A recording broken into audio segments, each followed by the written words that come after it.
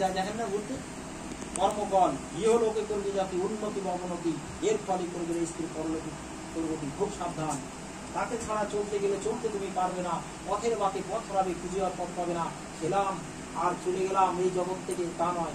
এই সৃষ্টির দেখেন না, হসপিটালে গেলে অক্সিজেন দিতে পয়সা লাগে, এই যে আমরা চলছি ঘুরছি অক্সিজেন নিচ্ছি পয়সা লাগছে না, কেন? এই কার সৃষ্টি, মানুষ ভাবে না। তাই একটি দাদা বলছিল, ওই যেমন করোনা ভ্যাকসিন আছে, মানুষের ভ্যাকসিন লাগানোর দরকার, যাতে ঈশ্বরের প্রতি মানুষের সেই শ্রদ্ধা ভক্তি হয়।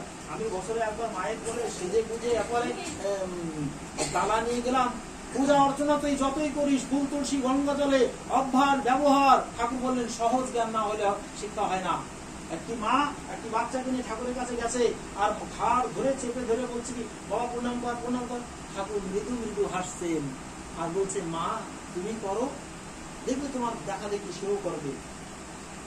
মা করলো, তখন মার দিকে ঘুরে তাকাচ্ছে আর মাথা নিচু করছে। করে করে যা শেখাবি, আধর কথার সময় হতে করে করিয়ে যা শিখাবি, সেইটি হবে মোক্ষম ছেলে মেয়ে হিসাবে চল, নয় পস্তাবি। আমাদের পস্তাতে হয় কেন? আমরা বে হিসেবে চলি, যেমন খুশি চলি। দাদা বলছিলেন, একটা পটল চাষ করতে গিয়ে কত বিবেচনা বিচক্ষণ করি, এই ফুল ছ সেই ফুল ছ, এই মাটি দাও সেই মাটি দাও। একটা ছেলে মেয়ে তৈরি করতে সময় লাগে না? রামকৃষ্ণ ঠাকুর বললেন, কাঁচায় না নয় লেবাস, পাকায় করে ট্যাস ট্যাস। চারা গাছে বেড়া দেওয়া লাগে, নইলে ছাগল গরুকে মুড়িয়ে খায়। তাই ঠাকুর বললেন 12 বছর দীক্ষা, 5 বছর নাম 12 বছর দীক্ষা। ওই যে আমি গণ্ডিতে করতে করতে করতে করতে আমার জীবনটাকে সেইভাবে তৈরি করলাম। ওই বৃদ্ধ বছরে যাই এখন আমার সময় হয়নি, বিধবা করবো, তখন নাম নেব, তখন নাম কাজ করা হয়। এখন আমার নাম হবে না, আমার বউর জন্য শাড়ি আনবো, এই আনবো, আমার মেয়ের জন্য এই আনবো, কয়েকদিন পরে তো শুরু হয়ে যাবে। তাই আমি ঈশ্বরের নাম করবো কচু, ওগুলো ভাঁওতাবাজির কথা। ঈশ্বরকে ভালোভাবে বাঁচতে গেলে তার বিধি বিধান তেমন তিনি দয়া করে আজকে মায়েরা বাড়ি বাড়ি পুজো করে। তাহলে আমরা ছেলে মেয়েরা, বাচ্চা বাচ্চা ছেলে মেয়েরা কি করবে? তারা কি করবে? তাই ঠাকুর দয়া করে দিয়েছেন প্রতিনিয়ত ইষ্টভৃতি নিকুম্ভ করা যোগ্য সময়। তাহলে আমরা প্রতিনিয়ত এই যে করতে পারছি, তার দয়ায় তিনি দিয়েছেন। এটা নিষ্ঠা সহকারে করতে হয়।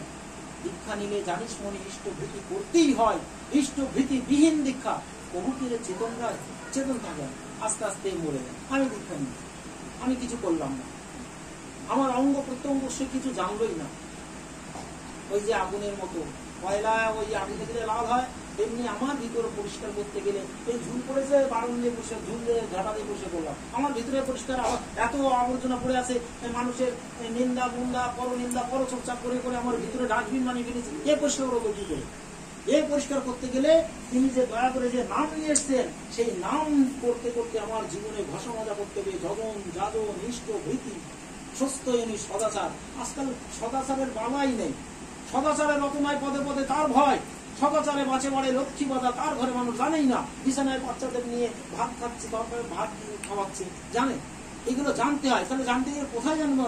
এই তার চলার এসে জানতে পারলাম। আজকে মানুষ সবসময় জগৎ এত এগিয়ে যাচ্ছে কি করে? আমেরিকা লন্ডনে সবসময় মন্দির হচ্ছে কি করে? এই ঠাকুরকে ধরে মানুষ এত এগিয়ে যাচ্ছে। একসময় তো মাকে বলেছিল, মা তোমার কথা শুনবো, তোমার আমার মা তোমার কথায় দীক্ষা নেবো, কিন্তু মাছ মাংস ছাড়তে বলবো না। তা বলছে ঠিক আছে বাবা, ঠিক আছে, তুই মাছ নিয়ে ওই মামির ঘরে দিয়ে আয়, তুই রান্না করে দিবি। যখন তাকে পেলাম, তার নাম ঢুকলো, ওই ছাড়া লাগে না, মাছ মাংস ছাড়া লাগে না। তাকে যদি হৃদয় আসনে বসা, সেই আবর্জনা এমনি চলে যায়। তিনি ঢুকলো, এমনি চলে গেল। আমি এখান থেকে সরে গেলে আরেকজন এসে দাঁড়াতে পারবো, আমি দাঁড়িয়ে থাকলে দাঁড়াতে পারি। তেমনি তাকে যদি আমি ঢুকাতে পারি, এই দিক দিয়ে ঢুকালাম, এই দিক দিয়ে আমার আবর্জনা বেরোবে। আর আমি যদি না ঢুকাই তাকে, পরম পিতাকে যদি এই আমার হৃদয় আসনে না বসায়, শুধু ভাব ঢোল ডঙ্কা পিটাই কিছুই হবে না। তাই আসুন, আমরা তাকে পেয়েছি, পরম পিতাকে পেয়েছি। এত সহজে কেউ সবসময় জগতে ঠাকুর ওই খালি গায়ে আছে, তিনি শ্রীকৃষ্ণ, তিনি রামচন্দ্র, কেউ বিশ্বাস করে না। ছোটবেলা থেকে রামায়ণ দেখেছি, মহাভারত দেখেছি, এই আবার কোন ঠাকুর? রামকৃষ্ণ, বুদ্ধ, যিশু, মোহাম্মদ রসুল, শ্রী চৈতন্য, শ্রীরামকৃষ্ণ ঠাকুর অনুকূল। রামকৃষ্ণ যখন চলে যান, সেটি যাওয়ার আগে তিনি বলছেন, আমি পার্শ্বদের সব জ্ঞান দিয়ে গেলাম না, আমার পুনরায় আবার আসতে হবে। রামকৃষ্ণ ঠাকুরের সাথে ঠাকুরের সব মিল খুঁজে পাওয়া যায়, তিনি আবার পুনরায় জন্ম নিয়ে গেলেন। তাই তিনি বললেন, এবার গরিবলীলা অতি চমৎকার, আমি হেন নাহি জানি অন্য কোন ছাড়। ঠাকুর চলে গেলে সব এরকম যেমন কি ধর্ম পালন করে মানুষ। এবার তিনি রয়ে গেলেন আচার্য পরম্পরা। দেখছেন আচার্য পরম্পরা, তিনি আছেন। তাই আজকে সৎসঙ্গ জগৎ মেরুদণ্ড হয়ে যাচ্ছে। না আমরা এক একজন জানেন কি হতাম, এক একজন গোসাই হয়ে যেতাম। এই পাড়ায় আমি গোসাই, ওই পাড়ায় ওই গোসাই, এরকম হয়ে যেত। সৎসঙ্গ জগৎ মেরুদণ্ড সোজা কেন? আচার্য পরম্পরা আছে বলে। আমাদের এক একটা কম মনে করেন নাকি? এই 20 দাঁত ভাঙতে ওই জন্ম যাবে, এই জন্মে পুরোপুরি নাও হতে পারে, আবার আসতে হবে। তা আশা তাকে পারা, তার কাছে প্রার্থনা করতে, ঠাকুর আমি যেন তোমার হইতে পারি। এই বলতে বলতে বলতে বলতে আমার হৃদয় কি হয়? কোমল হয়। তোমার মন যত নির্মল হবে, আমার মন যদি নির্মল না হয় না, ওই মাটিরা ভাঙবে। ওই দাদাটি না তোর সঙ্গে কথা বলবো না, এই পাড়ায় তোমার সঙ্গে কথা বলি না। তোমার মন যত নির্মল হবে, তোমার চক্ষু তত নির্মল হবে, আর জগৎটা তোমার নিকট নির্মল হয়ে ভেসে উঠবে।